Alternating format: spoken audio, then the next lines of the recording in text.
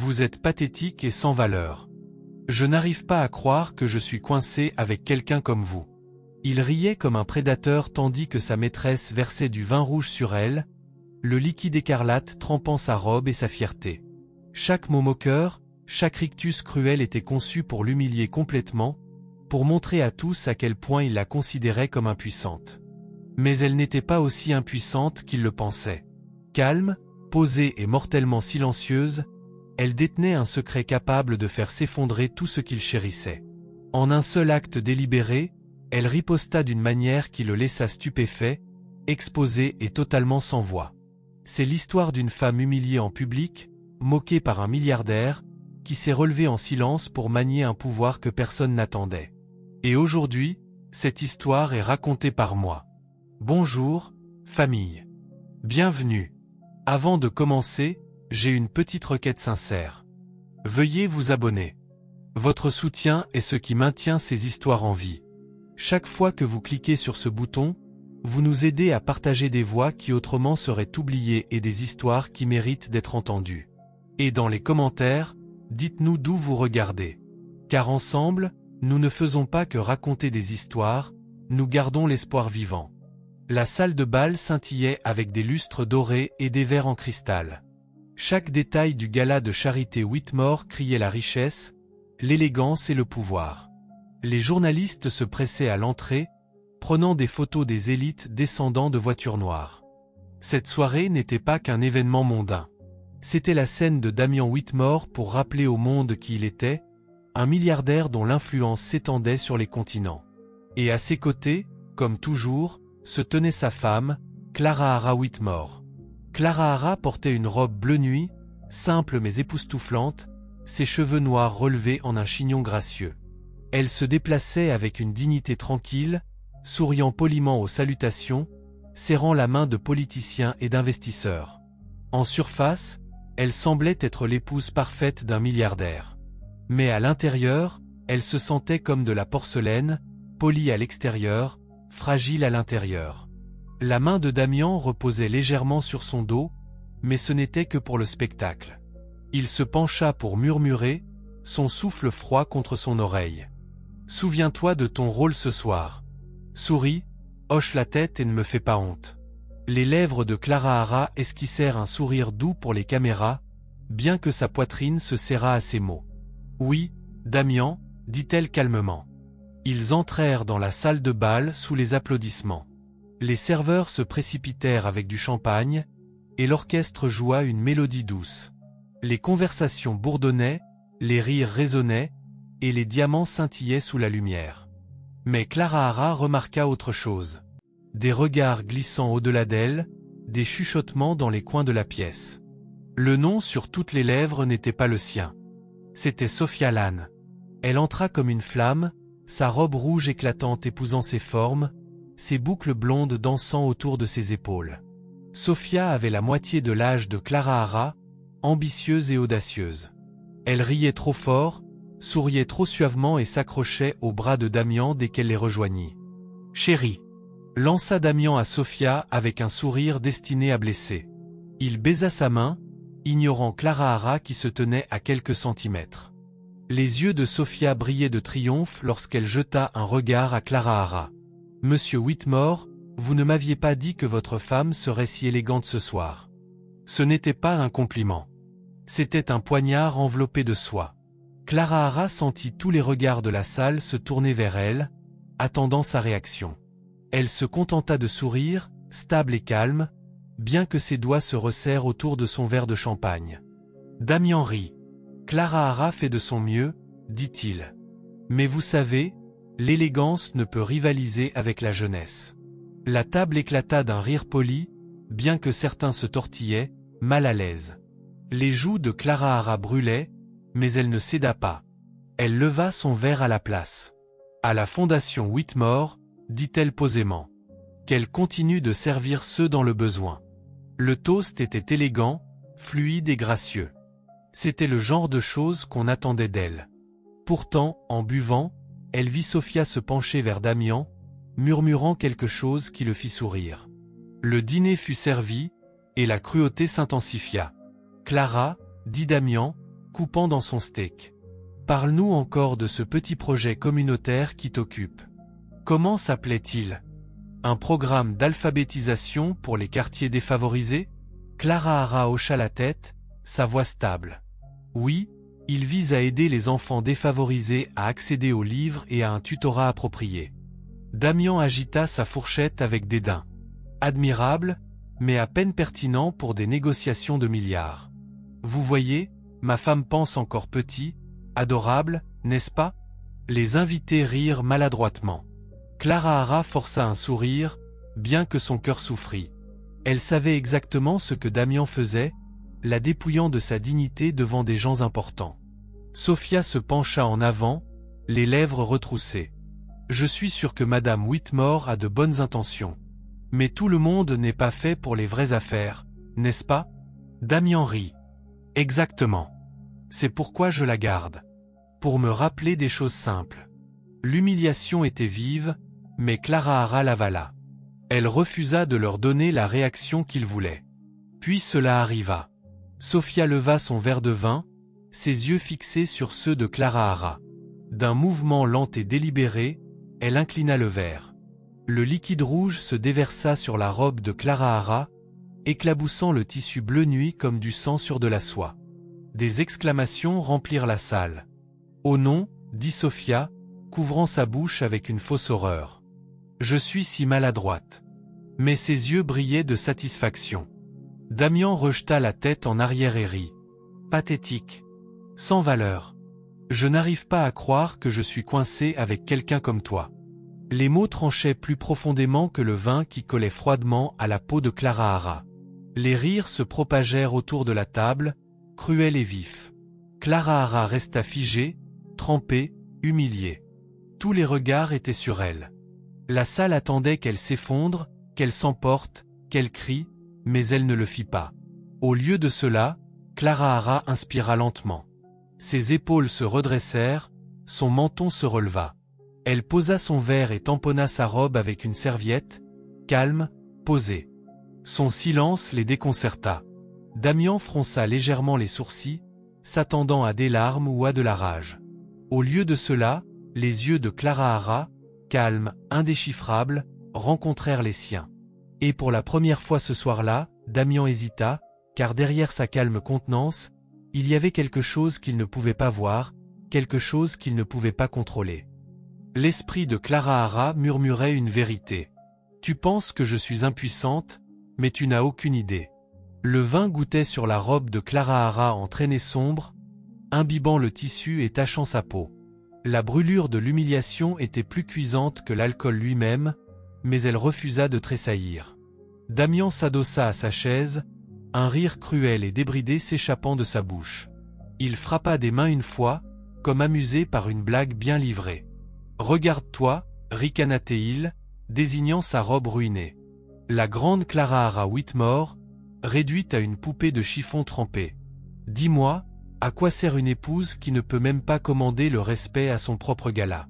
Sophia gloussa à ses côtés, faisant tournoyer son verre. « Peut-être est-elle plus apte à servir des verres qu'à les accueillir, dit-elle suavement, sa voix dégoulinant de moquerie. La table éclata de rire à nouveau, certains forcés, d'autres ravis. Clara Hara sentit les regards sur elle. Les invités qui louaient autrefois sa grâce chuchotaient désormais derrière leurs mains, ravis de son humiliation. Damian se pencha plus près, baissant la voix juste assez pour que les invités à proximité entendent. « Tu sais, Clara Hara, j'ai presque pitié de toi. Presque. Mais tu as eu des années pour te rendre utile. Et pourtant, te voilà, faible, terne, une ombre accrochée à mon nom. » Ces mots poignardaient sa fierté, chacun délibéré, calculé. Les doigts de Clara Hara se resserrèrent autour de sa serviette, mais elle garda un visage serein. « Si tu as fini, Damian, je vais m'excuser pour aller me changer. » Il ricana, les yeux froids. « Fini ? Oh, ma chère, je ne fais que commencer. » Il fit signe au serveur d'apporter une autre bouteille de vin. Lorsqu'elle fut débouchée, il leva son verre haut. « Un toast, déclara-t-il, son ton moqueur. Aux hommes forts qui construisent des empires et aux femmes qui se tiennent derrière eux, prétendant compter. Chaque invité leva son verre, bien que certains se tortillaient mal à l'aise. L'estomac de Clara Hara se noua. Elle se sentait mise à nu, exposée sous le poids de leurs regards. Sophia se pencha à travers la table, les lèvres retroussées en un sourire. « Vous devez être fière, Madame Whitmore. Toutes les femmes n'ont pas la chance de regarder leur mari briller pendant qu'elles s'effacent discrètement dans l'ombre. » Damian gloussa et posa sa main sur celle de Sophia, ignorant complètement Clara Hara. En effet, Clara Hara devrait être reconnaissante. Toutes les épouses ne sont pas autorisées à s'asseoir à une table où l'on discute de vraies affaires. Clara Hara inspira lentement, posément. « De vraies affaires ?» demanda-t-elle, son ton calme, bien que son cœur battait la chamade. Damian ricana. « Oui, le genre qui rapporte 8,4 milliards. Le genre de contrat que des gens comme toi ne pourraient jamais comprendre. » Il sirota son vin, savourant l'instant. « Mais ne t'inquiète pas, tu en bénéficieras. Je te laisserai garder tes bijoux, tes robes, tes petites œuvres de charité. Tu auras toujours une place. Décorer mon bras jusqu'à ce que je trouve quelque chose de plus frais. » La salle devint silencieuse. Sa cruauté avait coupé trop profondément, trop ouvertement. Même ceux qui appréciaient les ragots sentirent la tension. Clara Hara le regarda, son visage serein, bien que son sang bouillonnait à l'intérieur. Elle voulait crier, le gifler, le faire saigner avec des mots aussi tranchants que les siens, mais elle ne le fit pas. Au lieu de cela, elle releva le menton et tamponna à nouveau sa robe tachée, sa voix stable lorsqu'elle parla. « Profite de ton toast, Damian. Les empires bâtis sur l'arrogance s'effondrent souvent plus vite qu'ils ne s'élèvent. » Les mots restèrent en suspens, subtils mais percutants. Les invités se regardèrent nerveusement, incertains s'ils devaient rire ou rester silencieux. Le sourire de Damian vacilla une seconde.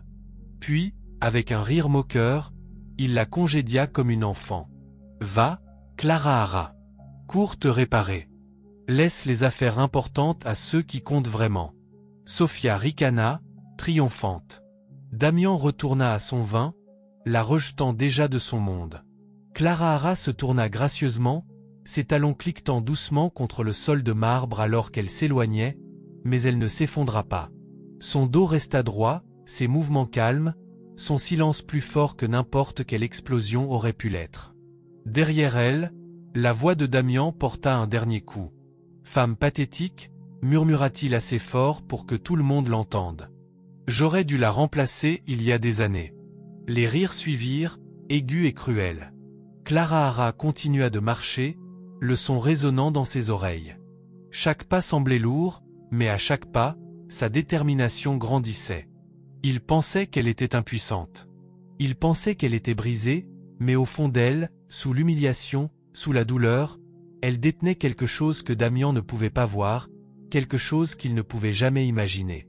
Elle détenait la clé de son empire, le contrat de 8,4 milliards dont il se vantait, le joyau de sa carrière, était à elle pour le défaire.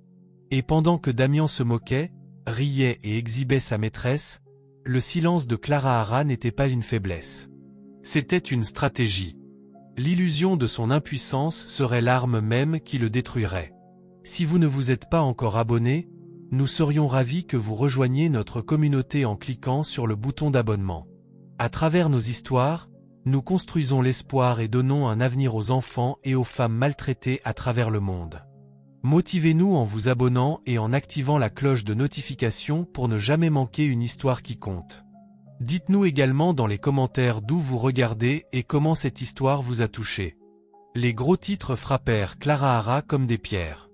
Damian Whitmore apparaît avec la superbe Sophia Lann au gala de New York. Épouse absente. Clara Hara Whitmore s'efface-t-elle de la haute société? Magna milliardaire repéré en vacances à Capri avec une mystérieuse blonde. Chaque couverture de magazine, chaque chronique de potin portait les mêmes images. Damian avec Sophia à son bras, souriant comme s'il avait déjà effacé Clara Hara de sa vie. Clara Hara était assise à la table du petit déjeuner, faisant défiler son téléphone. Son café, intact, était devenu froid. Le manoir Whitmore était silencieux, mais le silence était lourd, étouffant. Elle posa le téléphone et pressa ses paumes l'une contre l'autre. Donc, c'est ainsi qu'il veut jouer. L'humiliation publique ne suffisait pas. Il veut que le monde me voie comme rien, une ombre dans son empire. La porte s'ouvrit. Damian entra, vêtu d'un costume sur mesure, sa cravate déjà parfaitement nouée. Il incarnait le succès, confiant et invincible. Sophia le suivait un pas derrière, toujours dans une de ses robes scintillantes de la veille. L'estomac de Clara Hara se noua. Dans sa propre maison, Sophia se déplaçait librement comme une reine en attente. Damian ne jeta même pas un regard à Clara Hara.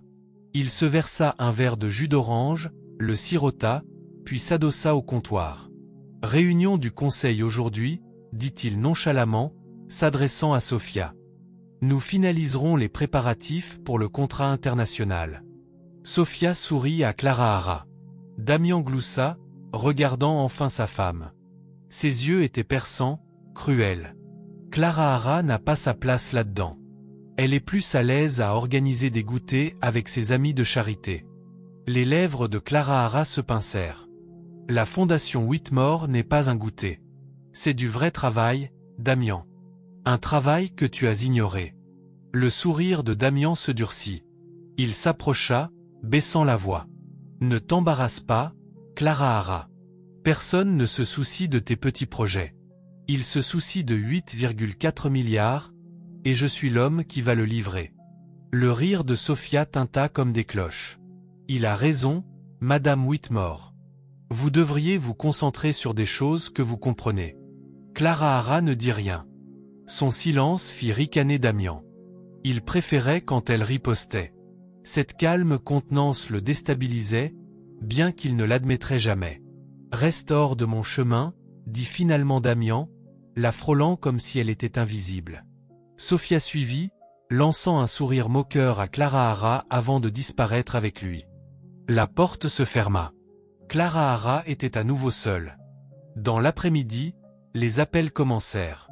Les amis qui suppliaient autrefois pour assister à ces événements de charité déclinaient désormais poliment ses invitations, leur voix guindée. Sa cousine Rebecca, qui l'avait toujours soutenue, devint soudain distante. « Clara, dit Rebecca au téléphone, son ton sec. Tu dois faire face à la réalité. » Damian passe à autre chose. Toute la ville le voit. Ne te rends pas pitoyable en t'accrochant à lui. Le cœur de Clara Hara souffrit. Rebecca, tu sais ce qu'il me fait. Comment peux-tu? Je ne peux pas risquer que ma réputation soit entraînée dans ce désastre, coupa Rebecca. Tu dois l'accepter. Damian est l'avenir. Toi, tu n'es que son passé. La ligne se coupa. Clara Hara posa lentement le téléphone, ses mains tremblantes. Même mon propre sang s'est retourné contre moi. Cette nuit-là, elle se tenait près de la fenêtre de sa chambre, regardant les lumières de la ville. Au loin, le nom de Damian clignotait sur des panneaux publicitaires, son visage placardé sur des magazines. Il était intouchable, cruellement intouchable. Sa porte s'ouvrit. Damian entra, jetant sa veste sur une chaise. Sophia n'était pas avec lui cette fois. Son expression était tranchante, calculatrice. « Il faut qu'on parle », dit-il, desserrant sa cravate. Clara Hara se tourna pour lui faire face. « De quoi ?» Il ricana. « De nous. Ou plutôt, de la fin de nous. » Son souffle se coupa. « La fin ? Oui. » Il s'approcha, sa voix calme mais impitoyable. « Après la signature du contrat, je demanderai le divorce. Je te donnerai une généreuse compensation. Tu vivras confortablement, loin de moi, pendant que Sophia prendra sa place légitime à mes côtés. » La poitrine de Clara Hara se serra, mais elle refusa de détourner le regard. « Sa place légitime », répéta-t-elle doucement. Le sourire de Damian était acéré. « Oui, elle est tout ce que tu n'es pas. Belle, ambitieuse, vivante. Tu n'es plus qu'un ornement. Et franchement, Clara Hara, je ne garde pas les ornements cassés. » La cruauté de ces mots était plus tranchante qu'une gifle. « Pourquoi attendre après le contrat ?» demanda-t-elle calmement. « Parce que je ne peux pas me permettre de distraction, » répondit-il simplement. Les partenaires attendent de la stabilité. Une fois le contrat signé, tu disparais. C'est aussi simple que ça. Il se tourna vers la porte, s'arrêtant seulement pour porter un dernier coup. Sois reconnaissante. Sans moi, tu n'es rien. Tu serais une personne insignifiante, accrochée au nom de ton père mort. Souviens-t'en. La porte claqua derrière lui. Clara Hara resta figée, le cœur douloureux, le corps tremblant, mais lentement, ses yeux se durcirent. Sans lui, je ne suis rien. Elle marcha vers son bureau, ouvrant le tiroir où elle gardait les vieux documents de son père. Ses mains effleurèrent la signature familière, les papiers qu'il lui avait montrés enfant. Puis elle le vit. La signature de Damian à côté de la sienne. Mais quelque chose n'allait pas. Les courbes, l'inclinaison. Ce n'était pas son écriture. Son souffle s'accéléra. Elle feuilleta d'autres papiers. Encore et encore, son nom apparaissait, mais pas de sa main. Damian avait falsifié sa signature. La vérité la frappa comme un éclair. Son empire, son pouvoir, ses contrats. Tout reposait sur un fondement de mensonges. Et ces mensonges pointaient directement vers elle. Clara Hara s'adossa à sa chaise, le poids de la découverte pesant sur sa poitrine. Pour la première fois en semaine, elle ressentit quelque chose de plus fort que le désespoir. Le pouvoir. Si Damian pensait qu'elle était impuissante, il allait bientôt découvrir à quel point il avait tort. Clara Hara ne dormit pas cette nuit-là. Les signatures falsifiées dansaient devant ses yeux, chacune prouvant la tromperie de Damian. Elle resta à son bureau jusqu'à l'aube, traçant chaque ligne, chaque courbe d'encre. Sa colère se transformait en clarté. L'entreprise de son père, son héritage, n'appartenait pas à Damian. Ses contrats, ses partenariats étrangers, tous reposaient sur son nom. Damian avait volé son autorité et l'avait joué pour des milliards. Au petit déjeuner le lendemain matin, Damian parlait au téléphone, arpentant la salle à manger comme un général commandant ses troupes. « Oui, le conseil est aligné, dit-il doucement. Nous annoncerons l'accord dans le mois. 8,4 milliards sécurisés. Le monde saura que Damian Whitmore ne perd jamais. » Sophia était assise à proximité, souriant fièrement comme si elle avait elle-même remporté la victoire. Clara Hara entra discrètement, un dossier sous le bras. Ni Damian ni Sophia ne se donnèrent la peine de la saluer. Clara Hara s'assit, se versa du thé et écouta. Damian se tourna, croisant brièvement son regard. « Tu ne comprendrais pas, Clara Hara, dit-il avec un rictus, glissant son téléphone dans sa poche. Ce sont des affaires de haut niveau, pas le genre de choses avec lesquelles tu joues dans tes petites œuvres de charité. » Clara Hara remua son thé lentement. « Tu as raison, dit-elle doucement. Je ne comprends pas comment la fraude compte comme une affaire. » Damian se figea une fraction de seconde. Sophia leva les yeux, clignant des paupières. Clara Hara rencontra son regard calmement. « Curieux, cependant. J'ai parcouru les dossiers de mon père hier soir. J'ai trouvé mon nom partout sur tes contrats. » Elle marqua une pause, laissant ces mots s'installer. « Amusant, n'est-ce pas? Je ne me souviens pas les avoir signés. » Le silence était lourd. Damian rit soudainement, trop fort. « Ne sois pas ridicule. Tu as dû oublier. » Les lèvres de Clara Hara esquissèrent un léger sourire. « Peut-être, mais les experts en écriture n'oublient rarement. » Ses yeux se plissèrent, pleins d'avertissement. « Tu joues un jeu dangereux, Clara Hara. » Sophia se tortilla nerveusement, sentant quelque chose se fissurer dans l'armure de Damian. Clara Hara leva sa tasse et sirota son thé avec une parfaite sérénité. « Non, Damian, dit-elle doucement. C'est toi. » Cet après-midi-là, Clara Hara rencontra l'ancien avocat de son père, Monsieur Grant. L'homme avait les cheveux gris maintenant, mais restait vif. Elle déposa les documents falsifiés devant lui. Il ajusta ses lunettes, scannant chaque page avec soin. « Ce n'est pas votre écriture, dit-il fermement.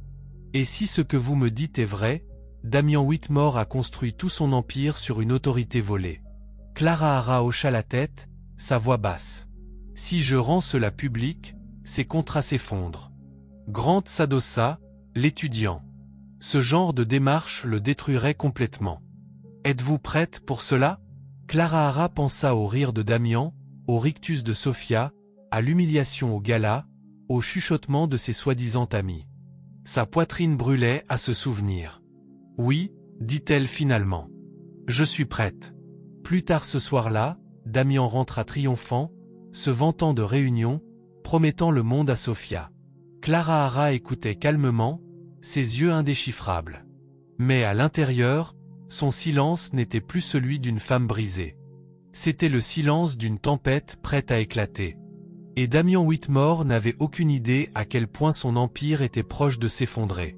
Le manoir était immobile, mais l'esprit de Clara Hara était tout sauf calme. Chaque nuit, elle restait éveillée, écoutant le rire de Damian résonner depuis son bureau, où il recevait Sophia et leurs invités choisis. L'humiliation ne s'arrêtait jamais. Elle faisait partie de sa vie quotidienne. Pourtant, au lieu de la briser, cela renforçait sa détermination. En surface, Clara Hara jouait le rôle que Damian avait écrit pour elle, l'épouse silencieuse et soumise. Elle souriait quand il le fallait, hochait poliment la tête et s'effaçait en arrière-plan quand Sophia était là. Damian devenait plus audacieux chaque jour, prenant son silence pour une capitulation.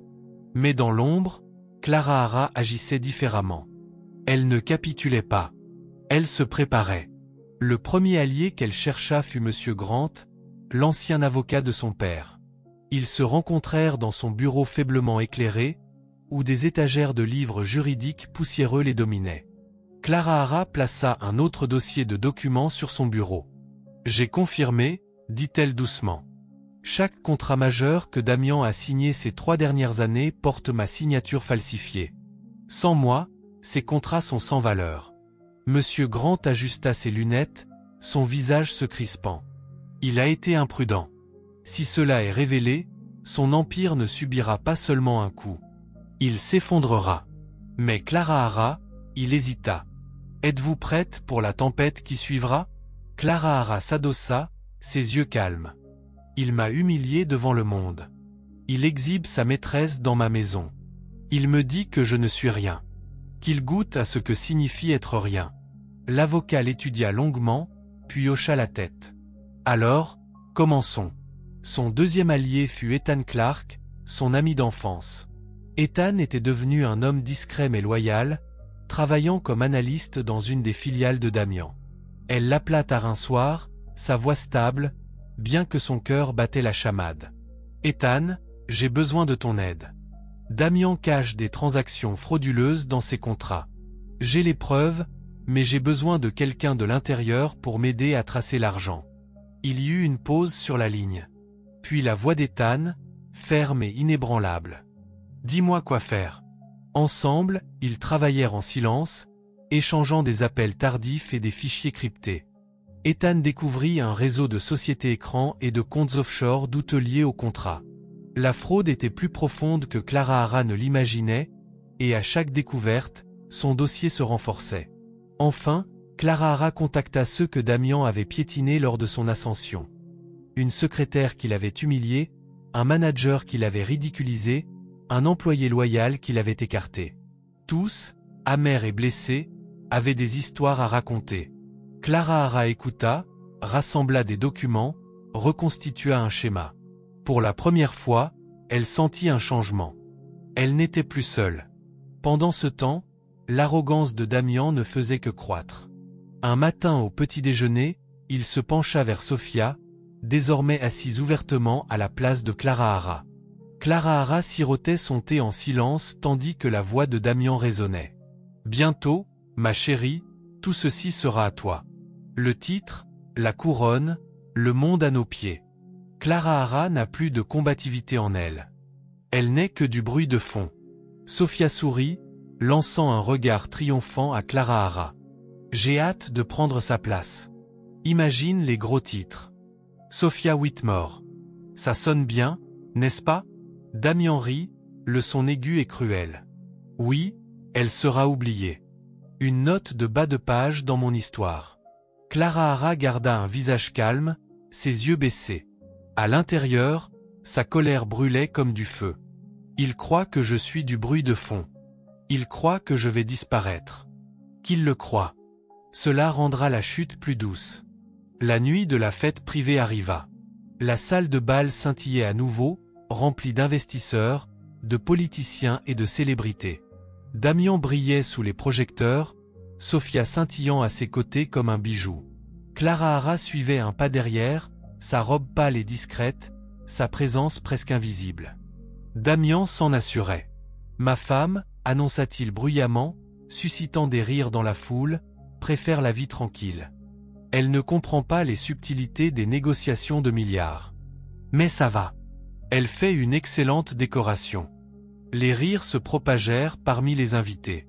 Les joues de Clara Hara chauffèrent, mais elle resta posée, ses mains soigneusement croisées devant elle.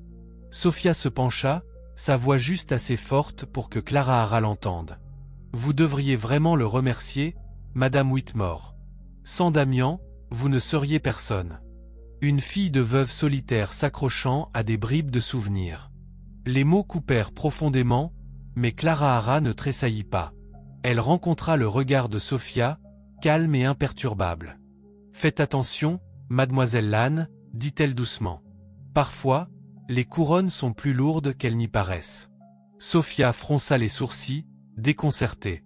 Pour la première fois, elle vit quelque chose dans les yeux de Clara Hara qui la mit mal à l'aise. Damian remarqua l'échange et rit. « Ne fais pas attention à elle, dit-il bruyamment à Sofia. Clara Hara a appris que le silence est sa seule force. Elle est inoffensive. » Les invités rirent à nouveau. Clara Hara esquissa un léger sourire, son expression indéchiffrable. Mais à l'intérieur, la tempête se formait. Au fil de la soirée, Clara Hara s'excusa de la foule scintillante et s'avança dans un couloir calme. De son sac, elle sortit l'enveloppe qu'elle portait depuis des semaines, la notice légale préparée par M. Grant, soutenue par les preuves rassemblées par Ethan. Ses mains tremblaient légèrement, non de peur, mais d'anticipation. Damian était à quelques heures de signer le contrat qui couronnerait sa carrière. Les investisseurs étaient venus. Le conseil était aligné. Les médias étaient prêts. Ils croyaient que rien ne pouvait l'atteindre. Clara Hara sourit légèrement, glissant l'enveloppe dans son sac. Il n'a aucune idée de ce qui l'attend. Le lendemain matin, Damian entra dans la salle de réunion, rayonnant de triomphe. La salle bourdonnait d'énergie. Les partenaires du monde entier étaient assis autour de la table, attendant les signatures finales. Sofia planait fièrement à ses côtés, arborant déjà le sourire satisfait d'une reine. Clara Hara entra discrètement, inaperçue au début. Elle prit place au bout de la table, sa robe simple, son visage calme. Damian la regarda et ricana. « Tu n'as rien à faire ici, Clara Hara. C'est un moment historique, pas des ragots de charité. » Clara Hara ne dit rien. Elle posa simplement son sac sur la table et croisa les mains. Les documents furent disposés. Damian leva son stylo, savourant l'instant. « Messieurs, aujourd'hui, nous faisons l'histoire. 8,4 milliards sécurisés. » Mais avant que le stylo ne touche le papier, la voix de Clara Hara brisa le silence. « Pas aujourd'hui, Damian. » La salle se figea. Tous les regards se tournèrent vers elle. Damian se figea, son rictus vacillant. Clara Hara ouvrit son sac et glissa une seule enveloppe sur la table vers l'investisseur le plus proche. « Avant de signer, je vous suggère de lire ceci. » L'homme fronça les sourcils, ouvrant l'enveloppe.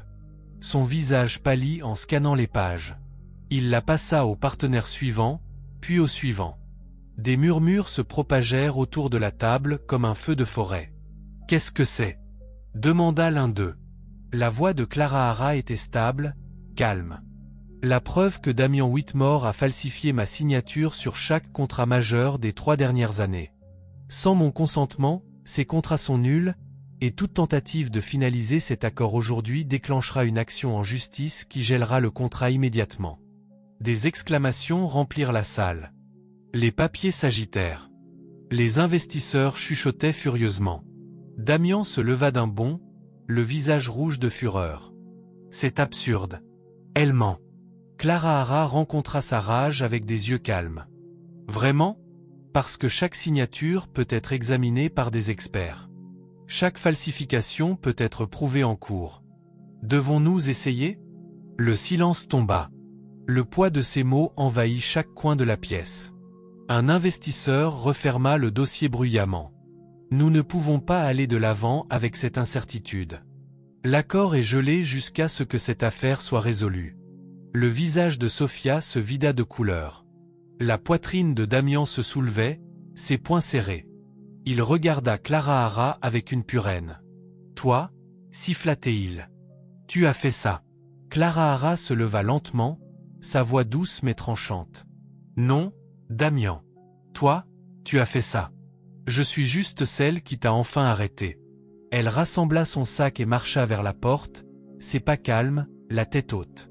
Derrière elle, la salle de réunion éclata en chaos. Les investisseurs criaient, les papiers s'éparpillaient, Damian rugissait de fureur. Mais Clara Hara ne se retourna pas. Pour la première fois en années, elle se sentait libre.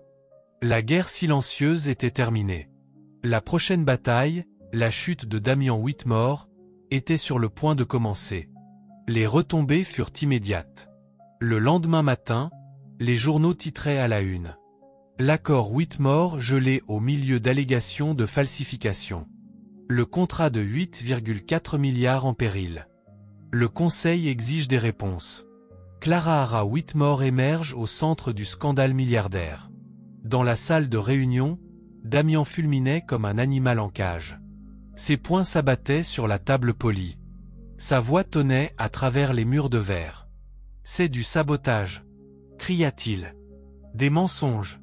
Clara Hara est amère. Elle veut me ruiner parce qu'elle sait que je la quitte. » Mais les investisseurs n'écoutaient pas. Ils chuchotaient entre eux, échangeant des papiers, des regards inquiets. L'un d'eux prit enfin la parole, sa voix tranchante. « Nous ne pouvons pas avancer avec ce contrat, Monsieur Whitmore. Tant que l'authenticité de ces documents n'est pas confirmée, notre argent est en danger. Cet accord est mort. Pour l'instant. » Le visage de Damian rougit. « Vous faites une erreur. Savez-vous qui je suis ?» Les yeux de l'homme se plissèrent. « Un homme sous enquête pour fraude. Voilà qui vous êtes. » Le mot frappa plus fort que n'importe quel coup. La bouche de Damian s'ouvrit, puis se referma, sa confiance vacillant. Et puis vint le coup final. Sophia. Au début, elle resta assise, silencieuse, pâle et tremblante, tandis que l'empire auquel elle s'était attachée s'effondrait sous ses yeux. Mais lorsqu'elle réalisa que Damian coulait, ses instincts de survie s'aiguisèrent. « Vous pensez que c'est juste une question de signature ?» dit-elle soudain, sa voix assez forte pour toute la salle. « Demandez-lui pour les comptes offshore. Demandez-lui pour les paiements qu'il a canalisés à travers de fausses œuvres de charité. J'ai vu les dossiers. Il pensait pouvoir les cacher, mais je sais tout. » Damian se tourna vers elle, stupéfait. « Toi, traîtresse. » Sophia se leva, son expression froide. « Tu m'as promis une couronne, Damian. Mais tu ne m'as donné que des mensonges. Je ne coulerai pas avec toi. » La salle explosa en murmures. Les investisseurs griffonnaient des notes, certains composaient des numéros, d'autres exigeaient des copies des allégations de Sophia. Damian se précipita vers elle, mais la sécurité intervint. « Sors » rugit-il. « Tu le regretteras, Sophia. » Mais Sophia se contenta de ricaner, le même rictus qu'elle avait autrefois adressé à Clara Hara, et sortit la tête haute. Damian se tourna vers la salle, désespéré maintenant. « Messieurs, écoutez. » Mais personne n'écoutait. La réunion était terminée. Son empire s'effondrait pièce par pièce sous ses yeux. Clara Hara était assise à l'extrémité de la table, silencieuse au milieu du chaos. Elle n'avait pas eu besoin d'élever la voix. Ses documents avaient fait le travail. Maintenant, elle regardait l'homme qui s'était moqué d'elle, l'avait rabaissée, humiliée devant le monde, brisée. Les yeux de Damian trouvèrent enfin les siens.